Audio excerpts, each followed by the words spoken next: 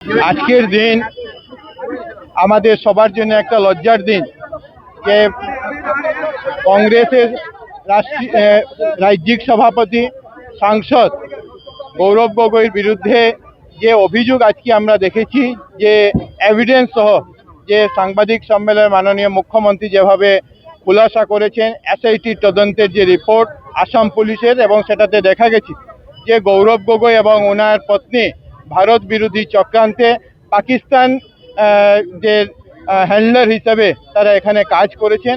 এই জন্যই ভারতীয় জনতা পার্টি কার্যকর্তারা আজকে সবাই মিলে এখানে গৌরব গগৈর বিরুদ্ধে আমরা সবাই এখানে প্রদর্শন করেছি, ওনার কুশপুত্তলিকা দাহ করেছি। আর আমরা কংগ্রেস নেতৃত্বের কাছে প্রশ্ন করতে চাই যে ওনারা যাতে গৌরব গগৈ পাকিস্তান ভারত বিরোধী ওনার যে কার্যকলাপ সেটা নিয়ে ওনাদের যে অবস্থান সেই অবস্থান ওনারা যাতে স্পষ্ট করেন। আমরা ভারতীয়, আমাদের পরিচয় ভারতীয় হিসাবে, এবং এই জন্যই আমরা সবাই পাকিস্তানের মদতপুষ্ট কোনো ব্যক্তি এখানে বরাক উপত্যকার পবিত্র মাটিতে এসে রাজনীতি করবেন এটা আমরা কোনোদিনই মানব না।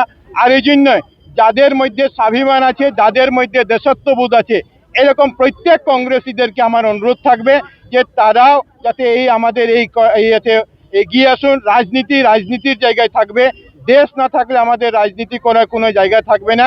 এই জন্য কংগ্রেসী বন্ধুদেরকে আমরা অনুরোধ করব যে গৌরব গগৈকে যাতে বরাক উপত্যকায় তারা নিমন্ত্রণ না করেন, আর গৌরব গগৈ যদি বরাক উপত্যকায় আসার উনি পদক্ষেপ নেন, আমরা সেটার বিরোধিতা করারও পদক্ষেপ ভারতীয় জনতা পার্টি গ্রহণ করবে। আজকের দিন আমাদের সবার জন্য একটা লজ্জার দিন যে কংগ্রেসের রাজ্যিক সভাপতি সাংসদ গৌরব গগৈর বিরুদ্ধে যে অভিযোগ আজকে আমরা দেখেছি, যে এভিডেন্স সহ যে সাংবাদিক সম্মেলনে মাননীয় মুখ্যমন্ত্রী যেভাবে খুলাসা করেছেন এসআইটি তদন্তের যে রিপোর্ট আসাম পুলিশের, এবং সেটাতে দেখা গেছে যে গৌরব গগৈ এবং ওনার পত্নী ভারত বিরোধী চক্রান্তে পাকিস্তান যে হ্যান্ডলার হিসাবে তারা এখানে কাজ করেছেন।